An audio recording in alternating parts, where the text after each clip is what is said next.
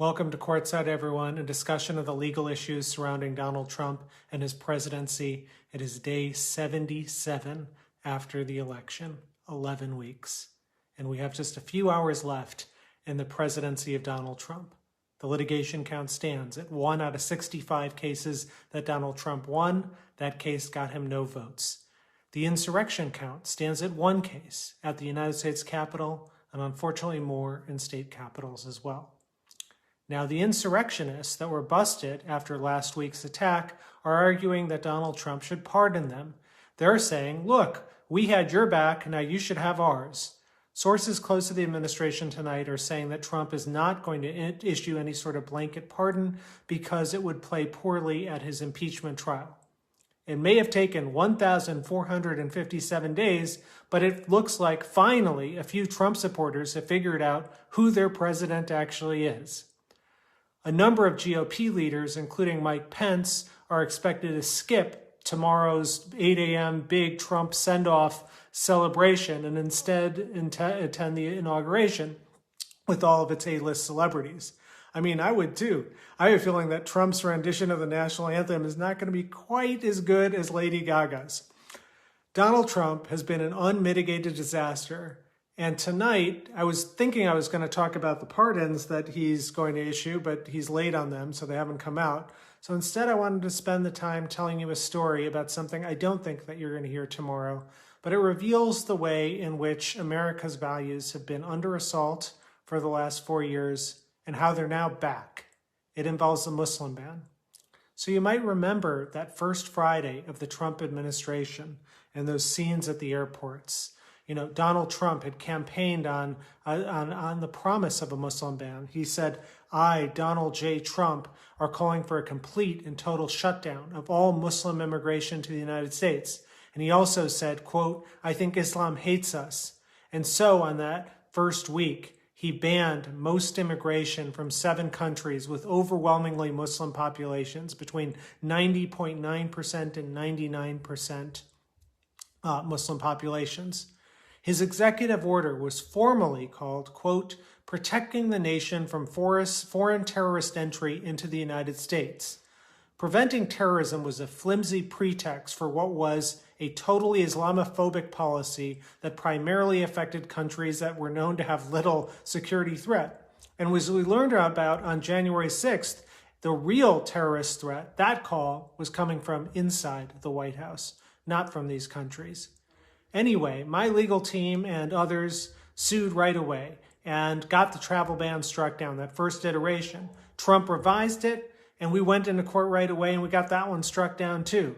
And then he revised it again, and he added North Korea, because you all know we have a huge immigration problem with North Korea. And he added the country of Chad, I think because one of his advisors told him that Chad was some guy. Anyway, that allowed Trump's lawyers to go stand up in the Supreme Court and say, see, the order doesn't discriminate against Muslims. It has these other countries like North Korea and Chad, which aren't as overwhelmingly Muslim. Now, I thought we had the killer answer to that. And, you know, I gave it at oral argument, and Justice Kagan picked up on it at the court. She said, look, if the president on Monday says on Monday, I hate Jewish people, and on Tuesday, he bans immigration from Israel. On Wednesday, he's not allowed to just stand up and say, oh, you know, this is just about Israel. I'm banning immigration on. It has nothing to do with my statements before about hatred of Jews. And I thought that was a killer answer. But here's the thing. Unfortunately, I lost that case. 5 votes to 4 in the Supreme Court. And that third travel ban went into law and survived. It took 3 times, proving once again that Donald Trump can be very persistent when it comes to making the worst possible decisions. And I was devastated, and truthfully, it was very hard to get back up after that. One day I was reading a syndicated column by Ann Coulter, who was defending the Muslim ban in this column, and one of the things she said was this, quote, arguing against Trump was first-generation American Neal Katyal. There are plenty of 10th-generation America haters. You couldn't get one of them to argue we should end our country through mass immigration. That's literally what she said. I was angry when I read her words. I rebel against the idea that being a first-generation American disqualified me. And I rebel against the idea even more that mass immigration will end our country instead of recognizing that is the rock on which this country was built. I thought about so many things when I read what she said. I thought about my dad, who landed in America with $8 and didn't know whether to use the colored bathroom or the white one when he landed at in Virginia.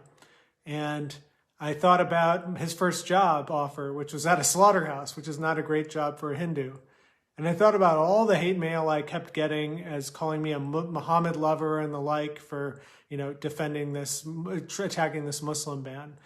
Getting Muslims and Hindus straight isn't exactly the hater's strong suit. Ann Coulter thought that my being the child of immigrants was a weakness, but she was wrong. It was my strength, because I knew from a young age what America was supposed to be. I knew this was a country of immigrants. Tonight, Donald Trump sits in his White House alone as an abject failure. His Secretary of State is using his government account to tweet about how multiculturalism distorts America. It's almost like he knows it's his last day to fearmonger before the Muslim ban is lifted, and absolutely nothing bad will happen, of course. Joe Biden's inauguration tomorrow will represent the culmination of a years-long resistance effort that began with hundreds of protests, including dozens against this bogus Muslim ban policy. I could say Trump reaps what he sows, but that would imply he actually spent some of his presidency working as opposed to hating. Tomorrow, we're going to turn the page on all of this, on a lot of things, but actually on this specifically. President Biden is going to revoke the Muslim ban as one of his first acts. And Joe Biden's reversal of this ban is part of a massive cleanup operation that begins with a number of executive orders on day one. I never thought I'd find paperwork so satisfying. Every stroke of Biden's pen is going to be like an ASMR video for our democracy. I can think of no finer way tomorrow to start things off and begin this new chapter in our more perfect union than Joe Biden taking his pen and revoking this odious and un-American Muslim ban. So tomorrow, we'll celebrate. I'll see you, champagne in hand. Thanks.